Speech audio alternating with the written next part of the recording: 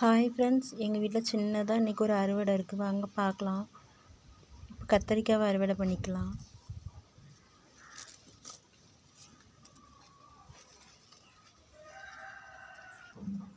இந்த ஒரு கத்திரிக்காய் இருக்குது, இதையும் அறுவடை பண்ணிக்கலாம்.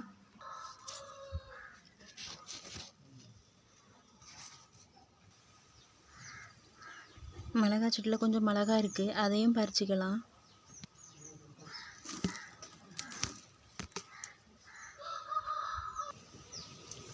உளுந்து செடியில் கொஞ்சம் உளுந்து விளைஞ்சிருக்கு, அதையும் பறிச்சுக்கலாம். காக்கணம் செடியிலையும் கொஞ்சம் பூ இருக்குது, அதையும் பறிச்சுக்கலாம்.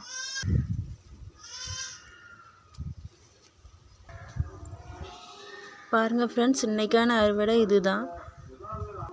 உளுந்து பறிக்கும் போதே நிறைய வெடிச்சிட்டு பாருங்கள் ஃப்ரெண்ட்ஸ்.